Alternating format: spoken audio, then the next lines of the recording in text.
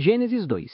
Este capítulo diz da história da criação, explicando e ampliando mais particularmente aquela parte da história que se relaciona diretamente com o homem, o favorito deste mundo inferior. Nela temos, primeiro, a instituição e santificação do sábado, que foi feita para o homem, para promover sua santidade e conforto. Versículos 1 e 3. Segundo, um relato mais particular da criação do homem como centro e resumo de toda a obra. Versículos 1 e 7.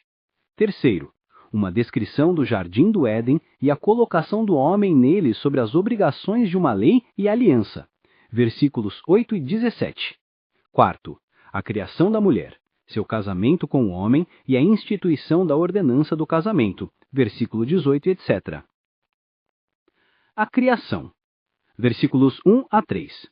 Assim, pois, foram acabados os céus e a terra, e todo o seu exército. E havendo Deus terminado no dia 7º a sua obra, que fizera, descansou nesse dia de toda a sua obra que tinha feito. E abençoou Deus o dia 7º, e o santificou, porque nele descansou de toda a obra que como Criador fizera.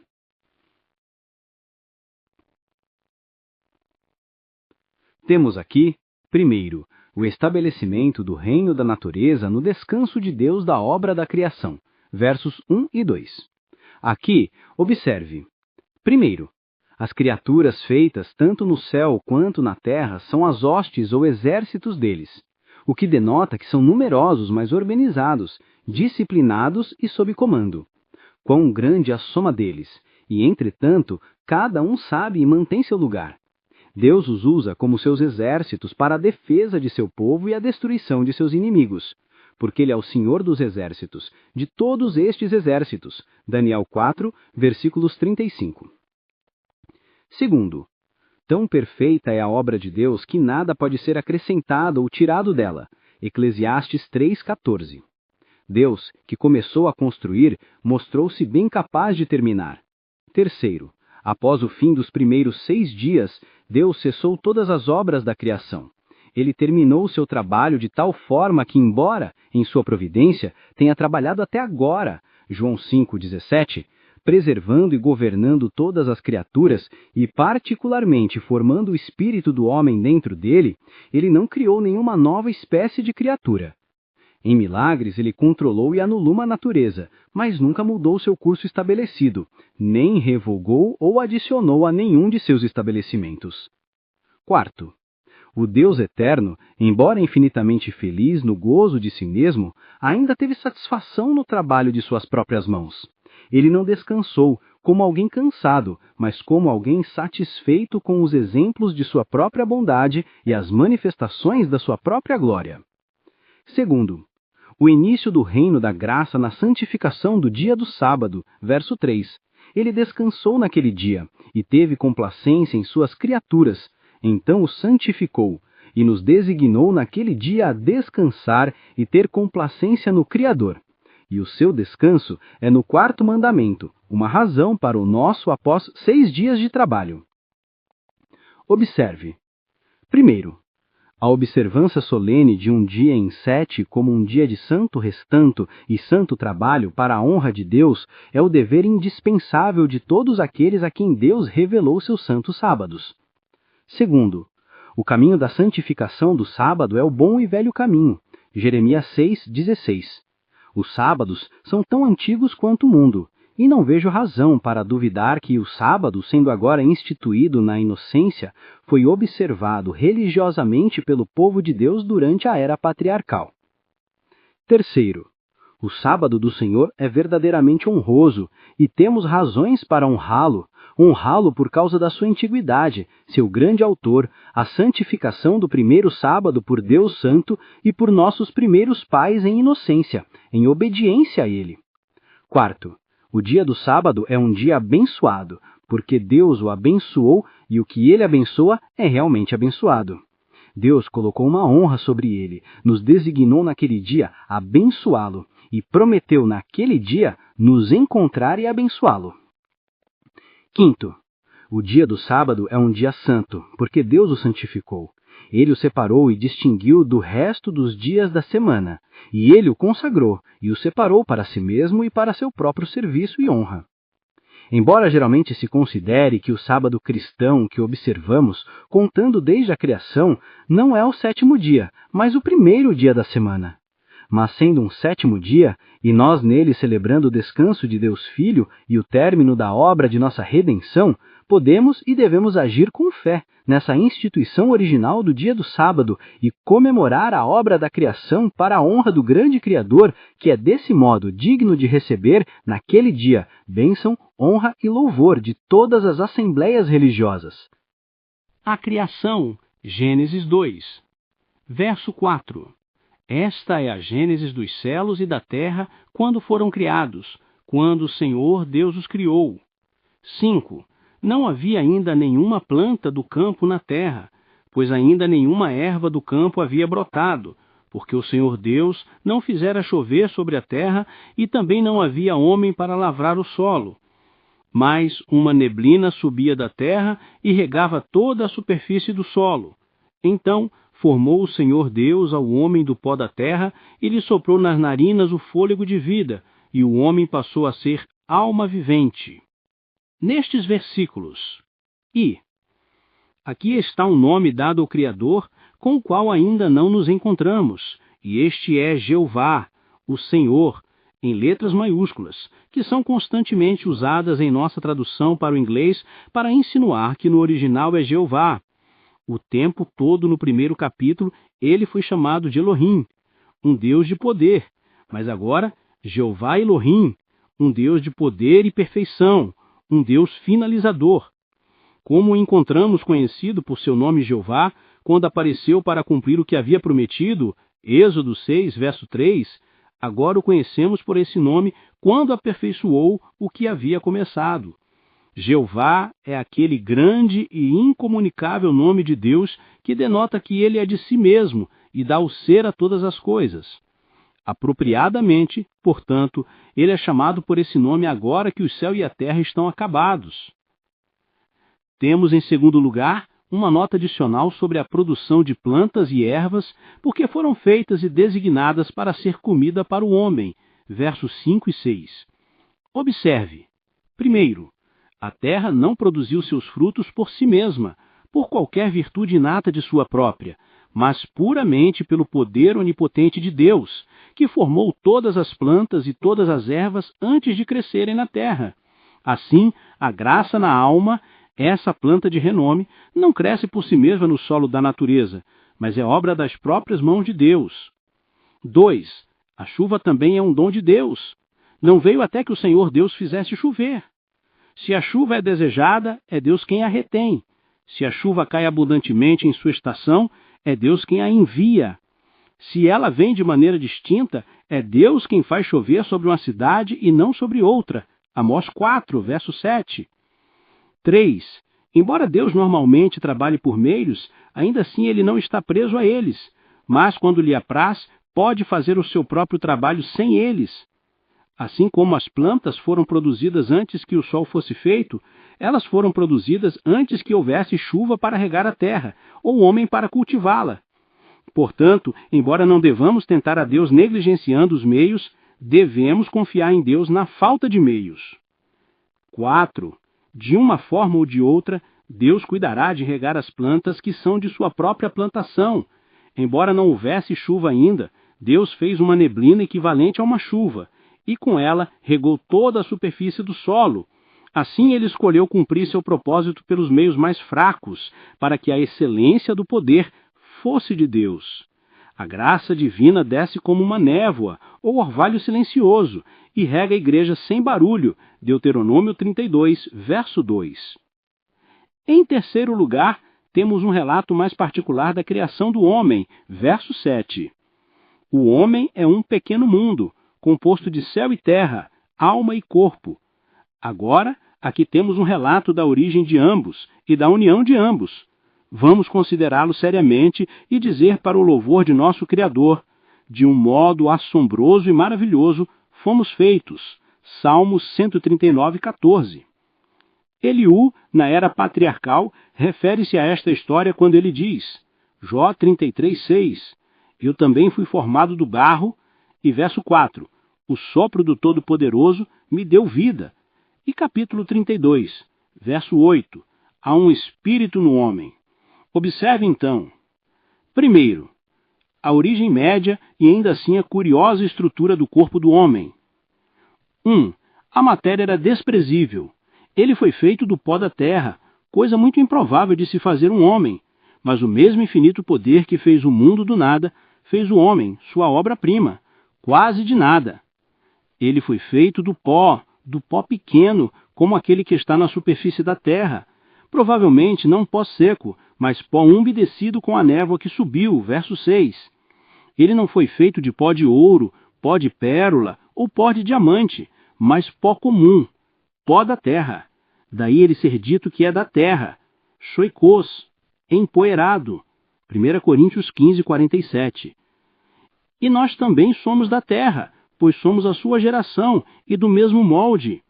Há uma afinidade tão próxima entre a terra e nossos pais terrenos que o ventre de nossa mãe, do qual nascemos, é chamado de terra. Salmo 139:15. E a terra na qual devemos ser sepultados é chamada de nosso útero. Jó 1:21. Nosso fundamento está na terra. Jó 4, verso 19. Nossa técnica é terrena e sua modelagem é como a de um vaso de barro. Jó 10:9. Nosso alimento é da terra. Jó 28:5. Nossa familiaridade é com a terra. Jó 17:14. Nossos pais estão na terra e nossa própria tendência final é para ela. E de que temos então para nos orgulhar? 2. Entretanto, o Criador era grande e o faz bem. O Senhor Deus, a grande fonte de ser e de poder, formou o homem. Das outras criaturas disse que foram criadas e feitas, mas do homem que ele foi formado, o que denota um processo gradual no trabalho com grande precisão e exatidão. Para expressar a criação dessa nova coisa, ele usa uma nova palavra. Uma palavra, alguns pensam, emprestada do oleiro formando o seu vaso na roda, porque nós somos o barro e Deus o oleiro. Isaías 64:8. O corpo do homem é curiosamente trabalhado, Salmo 139:15 e 16. Materiam superabat opum. A obra excedeu os materiais. Apresentemos nossos corpos a Deus como sacrifícios vivos, Romanos 12:1. Como templos vivos, 1 Coríntios 6:19. Então, estes corpos visíveis serão logo renovados como o corpo glorioso de Cristo, Filipenses 3:21. 2. Alta origem e admirável utilidade da alma do homem. 1. Ela surge do sopro do céu e é produzida por ele. Não foi feita da terra, como o corpo. É uma pena que então ela se apegue à terra e se preocupe com as coisas terrenas. Veio à mente de Deus. Ele a deu para ser colocada no corpo, Eclesiastes 12:7. Como depois ele deu as tábuas de pedra de sua própria escrita para serem colocadas na arca, e o urim de sua própria moldura para ser colocado no peitoral. Portanto, Deus não é só o primeiro, mas o Pai dos Espíritos. Deixem que a alma que Deus soprou em nós respire por ele, e que ela seja para ele, já que é dele. Em suas mãos entreguemos nossos espíritos, pois das suas mãos os tivemos. Quando nosso Senhor Jesus ungiu os olhos do cego com barro, talvez ele tenha sugerido que foi ele quem primeiro formou o homem do barro. E quando soprou aos seus discípulos, dizendo, recebam o Espírito Santo, ele deu a entender que foi ele quem primeiro soprou nas narinas do homem o fôlego de vida. Aquele que fez a alma é a única capaz de recriá-la. O Jardim do Éden. Gênesis 2. Verso 8. E plantou o Senhor Deus um jardim no Éden, na direção do Oriente, e pôs nele o homem que havia formado. 9. Do solo fez o Senhor Deus brotar toda sorte de árvores agradáveis à vista e boas para alimento, e também a árvore da vida no meio do jardim, e a árvore do conhecimento do bem e do mal. E saía um rio do Éden para regar o jardim, e dali se dividia, repartindo-se em 4 braços. O primeiro chama-se Pison, é o que rodeia a terra de Avilá, onde há ouro. O ouro dessa terra é bom. Também se encontram lá o bidélio e a pedra de ônix. O segundo rio chama-se Gion, é o que circunda a terra de Cuxi. O nome do terceiro rio é Tigre, é o que corre pelo oriente da Assíria. E o quarto é o Eufrates. Tomou, pois, o Senhor Deus ao homem e o colocou no jardim do Éden para o cultivar e o guardar. O homem, consistindo de corpo e alma, um corpo feito da terra e uma alma racional e mortal, o sopro do céu, temos, nesses versículos, a provisão feita para a felicidade de ambos. Aquele que o fez teve o cuidado de fazê-lo feliz, se ele pudesse ter se mantido assim e conhecido quando estava bem. Aquela parte do homem pela qual ele está ligado ao mundo dos sentidos ficou feliz, pois ele foi colocado no paraíso de Deus. Aquela parte pela qual ele é aliado ao mundo dos espíritos foi bem provida, pois ele foi levado em aliança com Deus. Senhor, o que é o homem para ser tão digno? Homem, que é um verme? Aqui temos. Primeiro, uma descrição do jardim do Éden que se destinava à mansão e domínio deste grande senhor, o palácio deste príncipe. O escritor inspirado nesta história, escrevendo primeiro para os judeus e calculando suas narrativas para o estado infantil da igreja, descreve as coisas por suas aparências exteriores sensíveis e nos deixa, por novas descobertas da luz divina, para sermos levados à compreensão dos mistérios expressos sob elas. As coisas espirituais eram carne forte, que ainda não podiam suportar, mas ele escreve para eles como carnais, 1 Coríntios 3, verso 1. Portanto, ele não insiste tanto na felicidade da mente de Adão quanto na de seu estado exterior. A história mosaica, bem como a lei mosaica, tem mais os padrões das coisas celestiais do que as coisas celestiais. Hebreus 9, verso 23. Observe. Primeiro, o lugar designado para a residência de Adão era um jardim. Não uma casa de marfim, nem um palácio revestido de ouro, mas um jardim mobiliado e adornado pela natureza, não pela arte.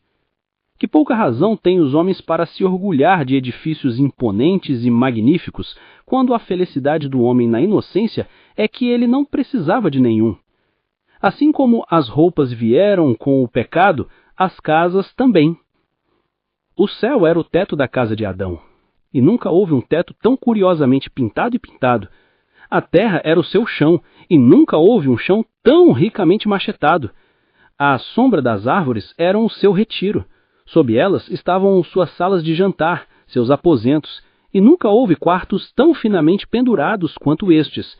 Os de Salomão, em toda a sua glória, não estavam vestidos como eles.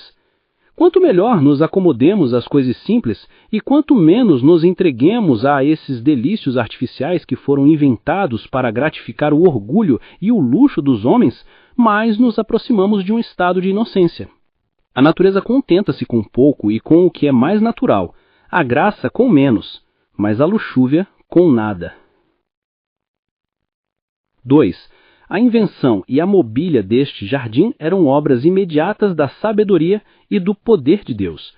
O Senhor Deus plantou este jardim, isso é, ele o plantou no terceiro dia, quando os frutos da terra foram feitos. Podemos supor ter sido o local mais perfeito para o prazer e o deleite que o sol já viu, quando o próprio Deus autossuficiente o desenhou para ser a felicidade presente de sua amada criatura, o homem na inocência. E um tipo e um exemplo figura da felicidade do remanescente escolhido na glória. Nenhum deleite pode ser agradável ou satisfatório para uma alma, salvo aqueles que o próprio Deus providenciou e designou para ela. Nenhum verdadeiro paraíso, mas da plantação de Deus. A luz de nossos próprios fogos e as faíscas de nossos próprios gravetos logo nos deixarão na escuridão. Isaías 50, 11. A terra inteira agora era um paraíso em comparação com o que é desde a queda e desde o dilúvio. Os melhores jardins do mundo são um deserto em comparação com o que toda a face do solo era antes de ser amaldiçoada pelo bem do homem. Mas isso não era suficiente. Deus plantou um jardim para Adão. Os escolhidos de Deus terão favores distintivos mostrados a eles. 3. A situação deste jardim era extremamente doce. Estava no Éden, que significa deleite e prazer. O local aqui é particularmente indicado por marcas e limites suficientes, suponho, quando Moisés escreveu para especificar o local para aqueles que conheciam aquele país. Mas agora, parece que os curiosos não podem se satisfazer com isso. Que seja nosso cuidado garantir um lugar no paraíso celestial, e então não precisamos nos confundir com uma busca pelo lugar do paraíso terrestre. É certo que onde quer que fosse, tinha todas as conveniências desejáveis, e o que nunca nenhuma casa ou jardim na terra teve, sem nenhum inconveniente. Belo para a situação, o joia e glória de toda a terra era este jardim. Sem dúvida, era a terra na sua mais alta perfeição. 4. As árvores com que este jardim foi plantado. 1. Tinha todas as melhores e mais seletas árvores em comum com o restante do terreno. Era bonito e adornado com todas as árvores que, por sua altura ou largura, sua forma ou cor, sua folha ou flor, eram agradáveis à vista e deleitavam os olhos. Estavam reabastecido e enriquecido com todas as árvores que produziam frutos agradáveis ao paladar e úteis para o corpo, e tão bons para o alimento. Deus, como um Pai terno, consultou não só o lucro de Adão, mas o seu prazer. Porque existe um prazer consistente com a inocência. Mas melhor ainda, existe um verdadeiro e transcendente prazer na inocência. Deus deleita-se na prosperidade dos seus servos e os teria com alegria, devido a si mesmos, se eles ficam inquietos. O Jardim do Éden, parte 2. Quando a providência nos coloca em um Éden de fartura e prazer, devemos servir com alegria de coração, na abundância dos bens que ele nos dá. Mas 2. Tinha 2 árvores extraordinárias, peculiares a si mesma. Na terra não havia como elas. 1. Havia a árvore da vida no meio do jardim, que não era tanto um memorando para ele da fonte e autor de sua vida, nem talvez um meio natural de preservar ou prolongar a vida, mas destinava-se principalmente a ser um sinal e selo para Adão, assegurando-lhe a continuação da vida e felicidade, até a imortalidade e bem-aventurança eterna, através da graça e favor de seu Criador, sob a condição de sua perseverança neste estado de inocência e obediência. Disso ele pode comer e viver. Cristo é agora para nós a árvore da vida. Apocalipse 2, versos 7 e 22, versos 2. 2. Havia a árvore do conhecimento do bem e do mal, assim chamada, não porque tivesse qualquer virtude nela para gerar ou aumentar o conhecimento útil. Certamente não teria sido proibida, mas, primeiro, porque havia uma revelação expressa e positiva da vontade de Deus a respeito desta árvore, para que por ela ele pudesse conhecer o bem e o mal moral. O que é bom? É bom não comer desta árvore. O que é o mal? É mal comer desta árvore. A distinção entre todos os outros bens e males morais foi escrita no coração do homem pela natureza, mas isso, que resultou de uma lei positiva, foi escrito nesta árvore. Em segundo lugar, porque no caso provou a dar a Adão um conhecimento experimental do bem pela perda dele, e do mal pelo sentido dele. Como o pacto da graça tem nele não apenas creia e seja salvo, mas também não creia e seja condenado, Marcos 16, verso 16, então o pacto da inocência tinha nele não apenas faça isso e viva, que foi selado e confirmado pela árvore da vida, mas fale e morra, o que Adão foi assegurado por esta outra árvore, toque nela por sua conta e risco. De modo que nessas 2 árvores Deus colocou diante dele o bem e o mal, a bênção e a maldição. Deuteronômio 30, verso 19. Essas 2 árvores eram como 2 sacramentos. 5. Os rios com os quais este jardim foi regado. Verso 10 a 14. Esses 4 rios, ou um rio ramificado em 4 córregos, contribuíram muito tanto para o prazer quanto para a fertilidade deste jardim. Disse que a terra de Sodoma é bem regada em todos os lugares, como o jardim do Senhor. Capítulo 13, verso 10. Observe, aquilo que Deus planta, ele cuidará de manter irrigado. As árvores da justiça estão colocadas junto aos rios. Salmo 1, verso 3. No paraíso celeste existe um rio que os supera infinitamente, porque é o rio da água da vida, não saindo do Éden como este, mas procedendo do trono de Deus e do Cordeiro. Apocalipse 22, 1. Rio que alegra a cidade do nosso Deus. Salmo 46, verso 4. Hidecle e Eufrates são rios da Babilônia, sobre os quais lemos em outro lugar. Junto a estes, os judeus cativos sentaram e choraram, quando se lembraram de Sião. Salmo 137, verso 1.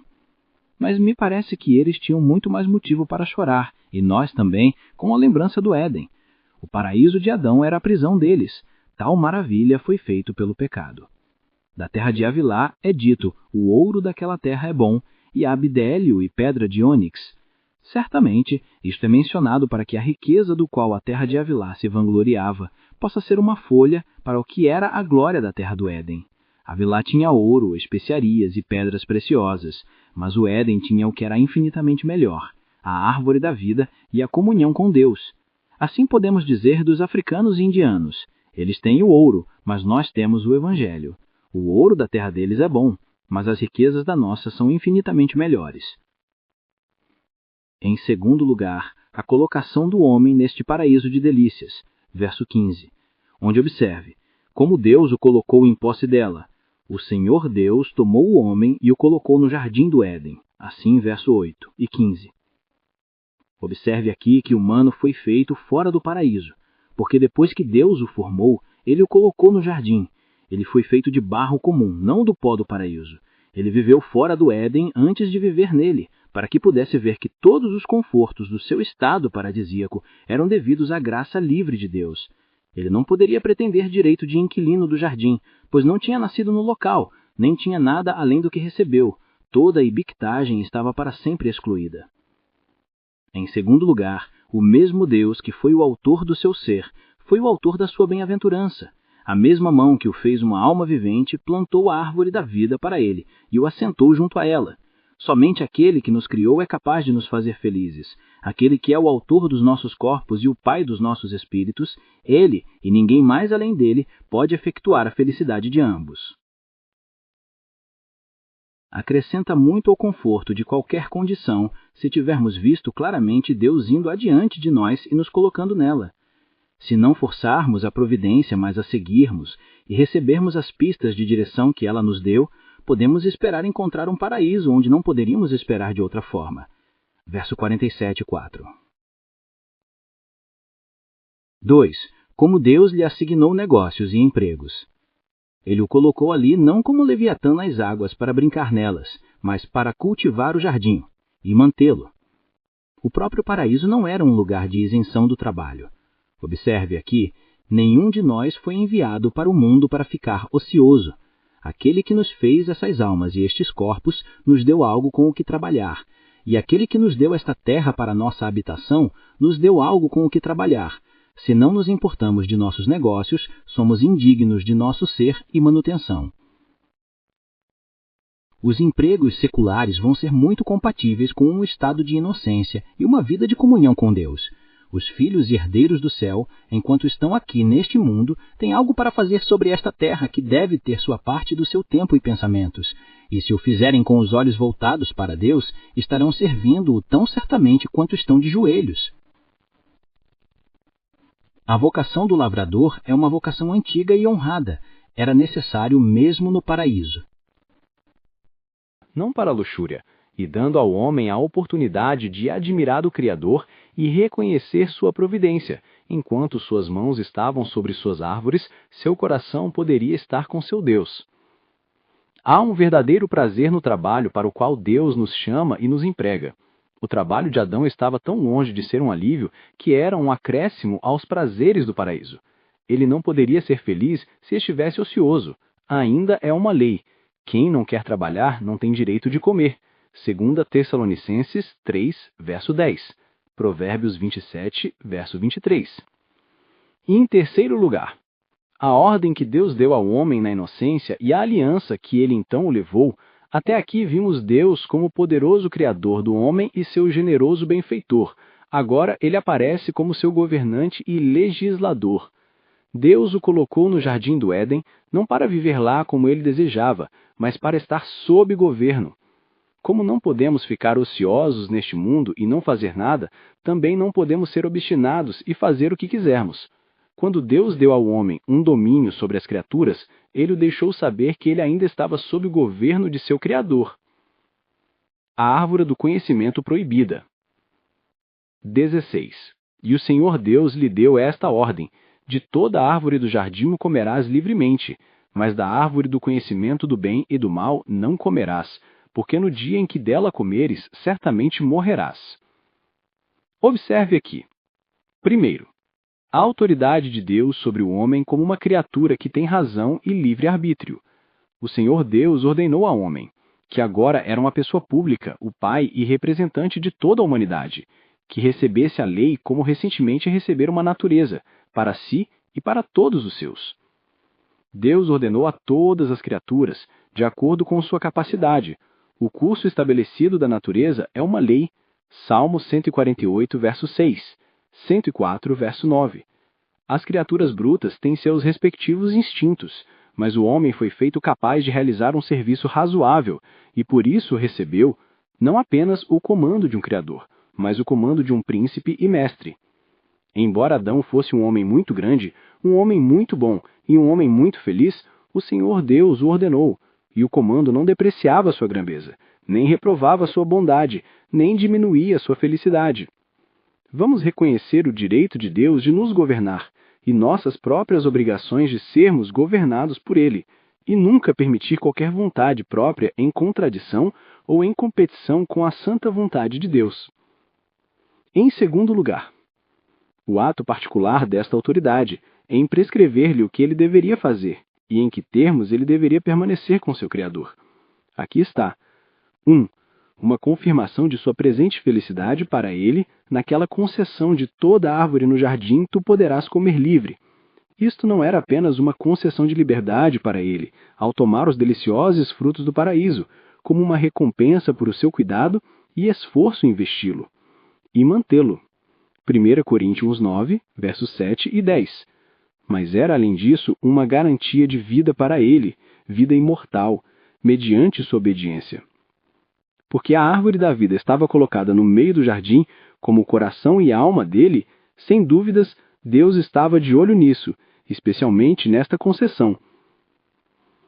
E, portanto, quando, depois de sua revolta, esta concessão é revogada, nenhum aviso é dado a qualquer árvore do jardim como proibida para ele, exceto a árvore da vida, capítulo 3, verso 22, da qual se diz que ele poderia ter comido e vivido para sempre, ou seja, nunca ter morrido nem nunca ter perdido sua felicidade.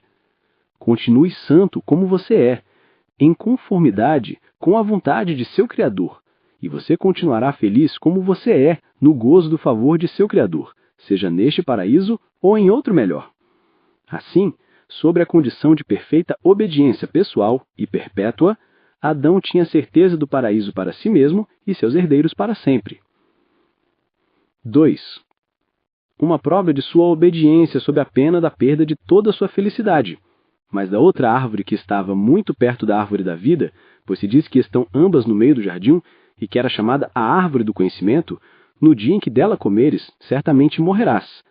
Como se tivesse dito: saiba, Adão, que agora você está no seu bom comportamento. Você foi colocado no paraíso após julgamento. Seja observador, seja obediente, e você será feito para sempre. Caso contrário, você será tão miserável como é agora feliz. Aqui, 1. Adão é treinado de morte em caso de desobediência. Morrerás, denotando uma sentença certa e terrível, pois na parte anterior desta aliança, comerás, denota uma concessão livre e total. Observe. 1. Mesmo Adão, em inocência, foi impressionado por uma ameaça. 2. A pena trianada é a morte. Morrerás, isto é, você será excluído da árvore da vida e de todo o bem que é significado por ela, toda a felicidade que você tem, seja em posse ou em prospecto, e você ficará sujeito à morte e a todas as misérias que a precedem e a acompanham. 3. E isso foi ameaçado como consequência imediata do pecado. No dia em que comeres, morrerás, isto é, tu te tornarás mortal e capaz de morrer. A concessão da imortalidade será revogada, e essa defesa será extinta. Tu te tornarás odioso até a morte, como um malfeitor condenado, que está morto na lei. Somente porque Adão seria a raiz da humanidade, ele foi perdoado. Não, os arautos e precursores da morte imediatamente se apoderarão de você, e a sua vida, daqui para frente, será uma vida morível. 2. Adão é julgado por uma lei positiva para não comer do fruto da árvore do conhecimento. Agora, era muito apropriado testar sua obediência por um comando como este. 1. Porque a razão disso é obtida puramente pela vontade do legislador. Adão tinha em sua natureza uma aversão ao que era evil em si mesmo, e, portanto, ele é aprovado em algo que era mal só porque era proibido, e sendo uma coisa pequena, era mais adequado para provar sua obediência. 2. Porque a restrição disso é imposta a desejos da carne e da mente, que em natureza corrupta do homem são as duas grandes fontes do pecado. Essa proibição controlava tanto o seu apetite para prazeres sensoriais, quanto suas ambições por curioso conhecimento, para que seu corpo fosse governado pela sua alma e sua alma por seu Deus. Tão fácil, tão feliz era o homem em estado de inocência, tendo tudo o que o coração poderia desejar para o torná-lo assim? Quão bom era Deus para ele? Com quantos favores ele o carregou? Quão fáceis eram as leis que ele lhe deu? Quão amável era a aliança que ele fez com ele? No entanto, o homem, estando em honra, não entendeu seu próprio interesse, mas logo se tornou como os animais que perecem. Domínio de Adão. Gênesis 2. Verso 18.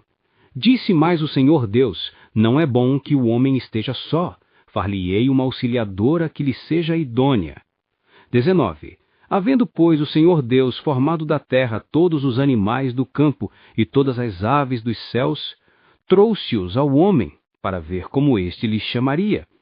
E o nome que o homem desse a todos os seres viventes, esse seria o nome deles. 20. Deu nome o homem a todos os animais domésticos, às aves dos céus e a todos os animais selváticos. Para o homem, todavia, não se achava uma auxiliadora que lhe fosse idônea.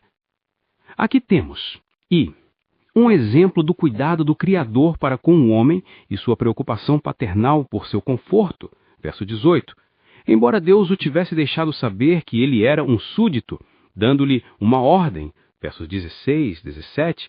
Aqui ele o deixa saber também, para seu encorajamento em sua obediência, que ele era um amigo e um favorito, e alguém cuja satisfação ele era sensível. Observe, como Deus te compadeceu graciosamente de sua solidão. Não é bom que o homem, este homem, esteja só. Embora houvesse um mundo superior de anjos e um mundo inferior de brutos, e ele entre eles, nem havendo nenhum da mesma natureza e categoria de seres com ele, nenhum com quem ele pudesse conversar familiarmente, ele pode ser verdadeiramente dito ser sozinho. Ora, aquele que o criou conhecia melhor a ele e o que era bom para ele do que ele mesmo, e disse: não é bom que ele continue assim sozinho. 2.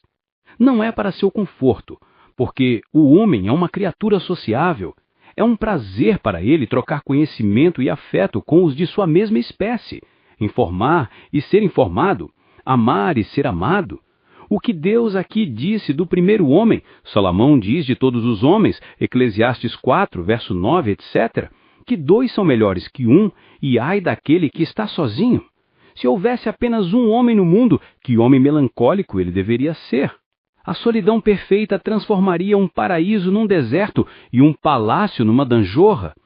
Aqueles, portanto, são fulos que são egoístas e seriam colocados sozinhos na terra. 2. Não é para o aumento e continuação de sua espécie. Deus poderia ter feito um mundo de homens a princípio, para encher a terra, como ele encheu os céus com um mundo de anjos. Mas o lugar estaria estreito demais para o número designado de homens viverem juntos ao mesmo tempo. Portanto, Deus achou por bem compensar esse número por uma sucessão de gerações, que, como Deus havia formado o homem, devem ser de 2, e os machos e as fêmeas, 1 será sempre 1. 2. Como Deus graciosamente resolveu fornecer sociedade para ele. O resultado desse raciocínio a respeito dele foi esta gentil resolução: far-lhe-ei uma ajuda como ele. Assim alguns o leem, alguém da mesma natureza e da mesma categoria de seres com ele, uma ajuda perto dele, assim como outros o leem, uma para coabitar com ele e estar sempre à mão, uma ajuda diante dele, assim como outros o leem, uma que ele deveria olhar com prazer e deleite. Observe, portanto, em nosso melhor estado neste mundo, precisamos da ajuda uns dos outros, porque somos membros uns dos outros, e o olho não pode dizer à mão, não preciso de ti. 1 Coríntios 12, verso 1. Devemos, portanto, ficar felizes em receber ajuda de outros e ajudar outros como a ocasião. 2. Somente Deus conhece perfeitamente nossos desejos e é perfeitamente capaz de suprir todos eles. Filipenses 4:19. Somente nele está a nossa ajuda e dele são todos os nossos ajudantes. 3. Uma esposa adequada é uma ajudadora e vem do Senhor. O relacionamento provavelmente será confortável quando a conveniência dirige e determina a escolha e a ajuda mútua é o cuidado e o esforço constantes. 1 Coríntios 7, versos 33 e 34. 4. A sociedade familiar, se for agradável, é uma reparação suficiente para o sofrimento da solidão. Aquele que tem um bom Deus, um bom coração e uma boa esposa para conversar, mas que reclama que quer conversar, não teria sido fácil e contente no paraíso, porque o próprio Adão não tinha mais. Ainda antes de Eva ser criada, não achamos que ele reclamasse de estar sozinho, sabendo que não estava sozinho, pois o Pai estava com ele. Aqueles que estão mais satisfeitos em Deus e em seu favor estão no melhor caminho e na melhor condição para receber as coisas boas desta vida, e terão certeza delas, tanto quanto a infinita sabedoria a ver bem. 2. Um exemplo da subjeição das criaturas ao homem e do seu domínio sobre elas. Verso 19 e 20. Todo o animal do campo e toda a ave dos céus Deus trouxe ao homem, ou pelo ministério de anjos, ou por um especial instinto, direcionando-os a virem ao homem como seu maestro, ensinando o boi cedo a conhecer seu dono. Assim Deus ao homem libreze domínio do justo estado que ele havia concedido, e o colocou em posse de seu domínio sobre as criaturas. Deus os trouxe a ele, para que ele os nomeasse, e assim pudesse dar uma prova de seu conhecimento como uma criatura dotada das faculdades da razão e da fala, e assim ensinado mais do que os animais da terra e feito mais sábio do que as aves dos céus. Jó 35:11. 2. Uma prova de seu poder é um ato de autoridade impor nomes, Daniel 1:7, e de subjeição recebê-los. As criaturas inferiores agora, por assim dizer, homenagearam o seu príncipe na sua posse e juraram fidelidade a ele. Se Adão tivesse permanecido fiel a seu Deus, podemos supor que as criaturas mesmas teriam conhecido e lembrado tão bem os nomes que Adão agora lhes deu, que teriam atendido ao seu chamado a qualquer tempo e respondido aos seus nomes. Deus deu nome ao dia e à noite, ao firmamento, à terra e ao mar, e chama as estrelas pelos seus nomes, para mostrar que ele é o Senhor supremo delas. Mas ele deu permissão a Adão de nomear os animais e as aves como o seu senhor subordinado, pois, tendo-o feito à sua própria imagem, ele colocou um pouco de sua honra sobre ele. E um exemplo da insuficiência das criaturas para ser uma felicidade para o homem. Mas, entre todas elas, para Adão não se encontrou uma ajuda adequada para ele. Alguns fazem estas serem as palavras do próprio Adão. Observando todas as criaturas que vêm a ele aos pares para serem nomeadas, ele assim sugere o seu desejo ao seu Criador. Senhor, elas todas têm ajuda para elas, mas o que devo fazer eu? Aqui nunca há uma para mim? É mais o julgamento de Deus sobre a revisão. Ele ajuntou todas para ver se havia uma par adequado para Adão em qualquer uma das numerosas famílias das criaturas inferiores, mas não havia nenhuma. Observe aqui. 1. A dignidade e excelência da natureza humana. Na terra não havia ninguém igual, nenhum igual entre todas as criaturas visíveis. Todas foram examinadas, mas não se pôde encontrar um igual entre todos eles. 2. A vaidade deste mundo e das coisas dele. Ponha todos juntos e eles não farão uma ajuda para o homem. Eles não se ajustarão à natureza da sua alma, nem suprirão suas necessidades, nem satisfarão seus desejos justos, nem correrão paralelo com sua duração infalível. Deus cria uma coisa nova para ser uma ajuda para o homem, não tanto a mulher, quanto a semente da mulher. A formação de Eva e o casamento é instituído. Gênesis 2, verso 21. Então, o Senhor Deus fez cair pesado sono sobre o homem, e este adormeceu. Tomou uma das suas costelas e fechou o lugar com carne. 22. E a costela que o Senhor Deus tomara ao homem, transformou-a numa mulher e lhe a trouxe. 23. E disse o homem: Esta, afinal, é osso dos meus ossos e carne da minha carne. Chamar-se-á varoa, porquanto do varão foi tomada. 24. Por isso, deixa o homem pai e mãe e se une à sua mulher, tornando-se os dois uma só carne. 25. Ora, um e outro, o homem e sua mulher, estavam nus e não se envergonhavam. Aqui temos, primeiro, a criação da mulher, para ser uma ajudadora para Adão. Isso foi feito no 6º dia, como também foi a colocação de Adão no paraíso, embora seja mencionado aqui após um relato do descanso do 7º dia. Mas o que foi dito em geral, capítulo 1, verso 27, que Deus fez o homem, homem e mulher, está mais distintamente relacionado aqui. Observe que Adão foi formado primeiro, depois Eva. 1 Timóteo 2,13. E ela foi feita do homem e para o homem. 1 Coríntios 11, versos 8 e 9. Todos os quais são apresentados ali como razões para a humildade, modéstia, silêncio e submissão daquele sexo em geral, e particularmente a sujeição e reverência que as esposas devem a seus próprios maridos. No entanto, sendo o homem feito a última das criaturas, como a melhor e mais excelente de todas, Eva, sendo feita depois de Adão e dele, coloca uma honra sobre esse sexo como a glória do homem. 1 Coríntios 11, verso 7. Se o homem é a cabeça, ela é a coroa, uma coroa para o marido, a coroa da criação visível. O homem foi refinado em pó, mas a mulher foi refinada em pó 2 vezes, mais distante da terra. 2. Que Adão dormiu enquanto sua esposa estava em formação, para que não sobrasse espaço para imaginar que ele havia dirigido o Espírito do Senhor, ou sido seu conselheiro. Isaías 40, verso 13. Ele havia percebido sua falta de uma ajuda adequada, mas como Deus se comprometeu a fornecer-lhe uma, ele não se preocupa com isso, mas deita-se e dorme docemente, como alguém que lançou todos os seus cargos sobre Deus, com uma alegre resignação de si mesmo e de todos os seus assuntos à vontade e à sabedoria do seu Criador. Jeolá Jiré, que o Senhor providencie quando e a quem Ele quiser. Se descansarmos graciosamente em Deus, Deus graciosamente trabalhará por nós e fará tudo para o bem. 3. Que Deus fez cair o sono sobre Adão e fez disto um sono profundo, para que a abertura de seu lado não fosse um problema para ele. Enquanto ele não conhecer o pecado, Deus cuidará de que ele não sinta dor.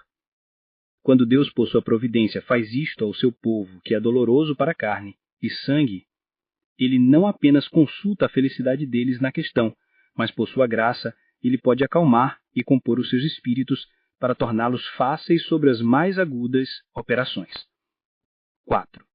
Que a mulher foi feita de uma costela do lado de Adão, não feita de sua cabeça para governá-lo, nem dos seus pés para ser pisado por ele, mas do seu lado, para ser igual a ele, debaixo de seu braço para ser protegido e perto de seu coração para ser amado.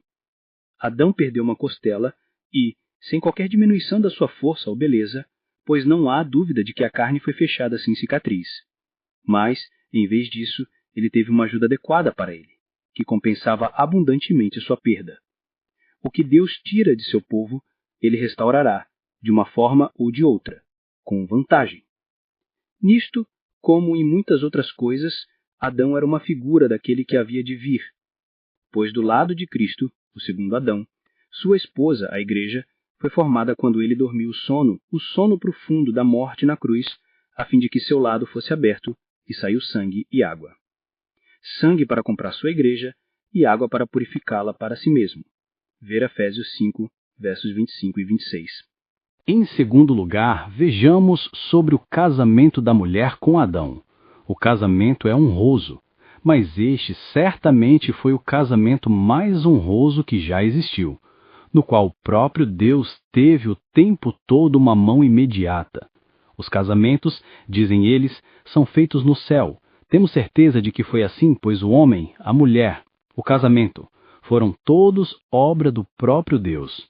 Ele, por seu poder, fez os dois, e agora, por sua ordenança, os fez um. Este foi um casamento feito em perfeita inocência, e nunca houve casamento desde então. 1. Deus, como Pai, trouxe a mulher para o homem como seu segundo eu, e uma ajudadora para ele. Quando ele a fez, ele não a deixou à sua disposição. Não. Ela era filha dele e não devia se casar sem o consentimento dele. É provável que se acomodem para seu conforto aqueles que, pela fé e oração, e uma humilde dependência da providência, se colocam sob uma conduta divina. Aquela esposa que é feita por Deus por uma graça especial e trazida por Deus por uma providência especial, provavelmente provará ser uma ajudadora para um homem. De Deus, como seu pai, Adão a recebeu. Verso 23. Esta agora é osso dos meus ossos. Agora eu tenho o que eu queria, e que todas as criaturas não poderiam me fornecer, uma ajuda adequada para mim. Ao concedê-los a nós, provavelmente foi revelado a Adão em uma visão quando ele estava dormindo, que esta adorável criatura, agora apresentada a ele, era um pedaço de si mesmo, e deveria ser sua companheira e a esposa de sua aliança. Por isso, alguns têm apresentado um argumento para provar que os santos glorificados no paraíso celestial se conhecerão. Mulher chamada Isha, um homem, mulher, diferindo do homem apenas do sexo, não na natureza, feito do homem e unido ao homem. Em terceiro lugar, vejamos a instituição da ordenança do casamento e o estabelecimento de sua lei. Verso 24. O sábado e o casamento foram duas ordenanças instituídas na inocência. A primeira, para a preservação da igreja. A segunda, para a preservação do mundo da humanidade. Parece que por Mateus 19, 4 e 5, que foi o próprio Deus quem disse aqui: um homem deve deixar todas as suas relações para se apegar à sua esposa. Mas se ele falou por Moisés, o escritor, ou por Adão, que falou, verso 23, é incerto. Deveria parecer que são as palavras de Adão em nome de Deus, estabelecendo esta lei para toda a sua posteridade. 1. Veja aqui quão grande é a virtude de uma ordenança divina. Seus laços são mais fortes até do que os da natureza. A quem podemos estar mais firmemente ligados do que aos pais que nos geraram e às mães que nos geraram. No entanto, o filho deve abandoná-los para unir-se à sua esposa e a filha esquecê-los para unir-se ao marido. Salmo 45, versos 10 e 11. 2. Veja como é necessário que os filhos levem o consentimento de seus pais junto com eles em seu casamento, e quão injustos são para com seus pais, bem como inoportunos que se casam sem o consentimento dele. É provável que se acomodem para seu conforto aqueles que, pela fé e oração, e uma humilde dependência da providência, se colocam sob uma conduta divina. Aquela esposa que é feita por Deus por uma graça especial e trazida por Deus por uma providência especial, provavelmente provará ser uma ajudadora para um homem. 3. Veja de que necessidade há tanto de prudência e de oração na escolha dessa relação, que é tão próxima e tão duradoura. Isso precisava ser bem feito, que deve ser feito para toda a vida. 4. Veja quão firme é o bando do casamento, para não ser dividido e enfraquecido por ter muitas esposas. Malaquias 2, verso 15. Nem ser quebrado ou cortado por divórcio, por qualquer causa, exceto fornicação ou deserção voluntária. Veja como é preciosa tem que ser a afeição entre marido e mulher, tal como existe em nossos próprios corpos. Efésios 5, 28. Estes dois são uma carne. Deixe então que sejam uma alma. 4. Uma evidência da pureza e da inocência daquele estado em que nossos primeiros pais foram criados. Verso 25. Ambos estavam nus. Eles não precisavam de roupas para se defender contra o frio ou calor, pois nenhum deles poderia ser prejudicial a eles. Eles não precisavam de nenhum para ornamento, não. Eles estavam nus e não tinham motivo para se envergonhar. Eles não sabiam o que era vergonha. Então, o caldeu a lê assim: Corá agora é a cor da virtude, mas não era então a cor da inocência. Aqueles que não tinham pecado em sua consciência podiam muito bem não ter vergonha em seus rostos, embora não tivessem roupas nas costas.